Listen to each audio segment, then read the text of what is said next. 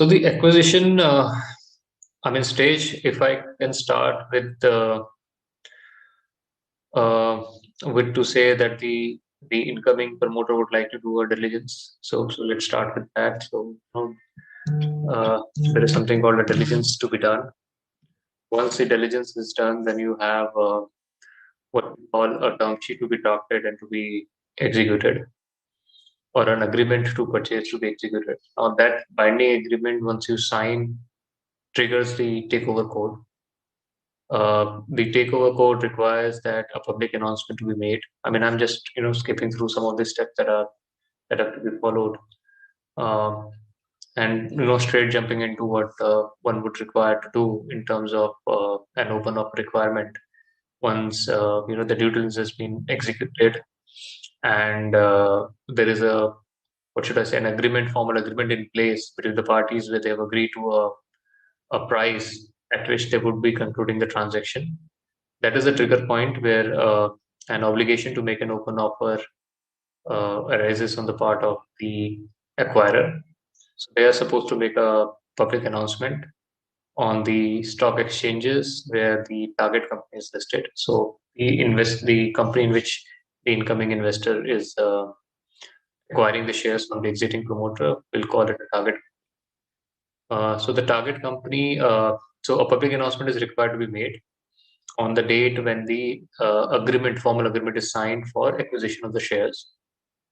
The public announcement has to be sent to the relevant stock exchanges where the shares of the companies are listed. At the same time, it has to be sent to the SEBI as well.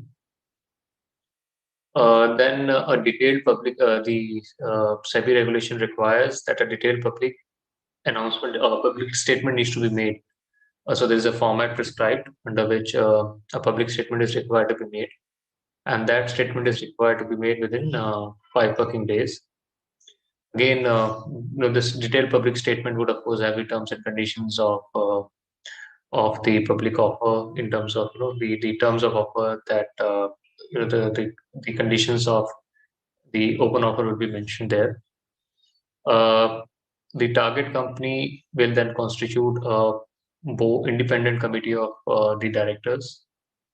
They will also have an obligation. The acquirer has an obligation to create an escrow account where they need to put in the money towards the obligation of purchasing the shares that may be tendered pursuant to the open offer. That requires that there should be an escrow account created, and that has to be funded at the relevant point in time. So the condition is that you have to create an escrow account, and then of course a detailed letter of offer is sent out. A draft letter of offer is drafted and sent out to the SEBI for their comments. So this draft letter of offer will again have the terms and condition and the manner in which the shareholders can exercise the right to tender the shares in the open offer. There is a prescribed format in which it has to be done. It is sent to SEBI for the vetting.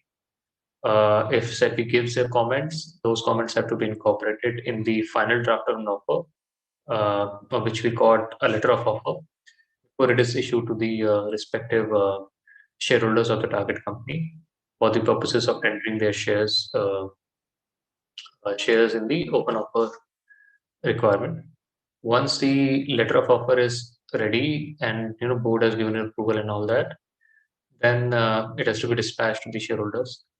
It is dispatched to the shareholders whose names are appearing in the register of members on an identified date, which is we call a cutoff date or we call a record date.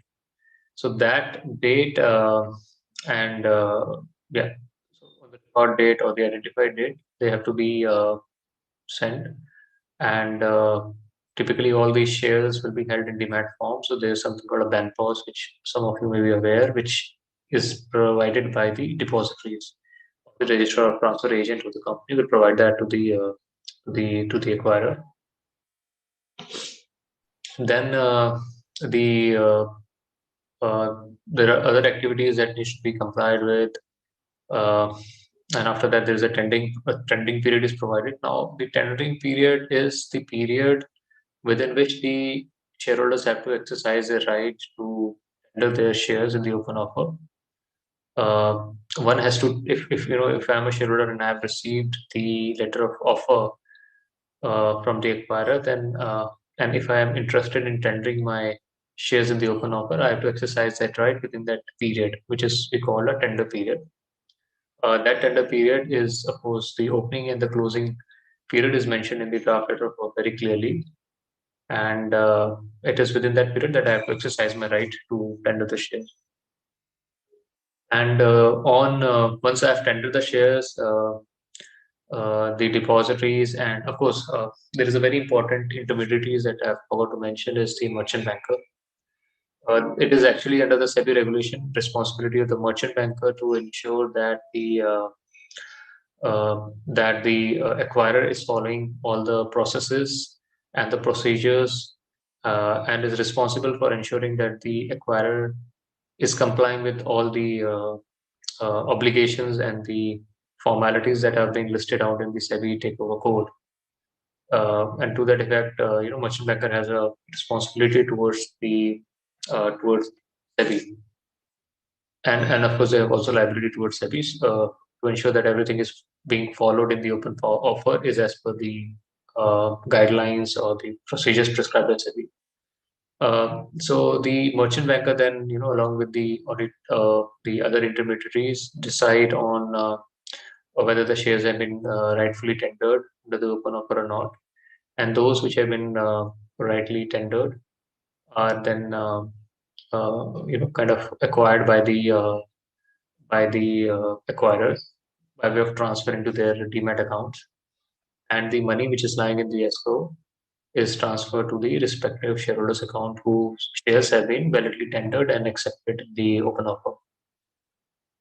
So that's, and of course there are filings that need to be done by the merchant banker with the SEBI at the end of the conclusion of the transaction. So that's the broad overview, and after that is done, the primary transaction between the erstwhile promoters or the selling promoters and the incoming promoters can also be simultaneously concluded or maybe concluded up subsequently. So that's the broad, let's say, the overview of the transaction. Of course, there are many important points that one needs to take into consideration because, as I said, this process of open offer is a very time-bound process. There are actually very little flexibility available. Once the obligation triggers in, it has to be followed in the same manner and within the timeline as has been prescribed by SEBI in the takeover code. So one has to be very mindful when they're dealing with acquisition of a listed company, and they should keep their homework ready with all of these compliances. They should be ready with, and the entire process has to be thought through and can't be an afterthought.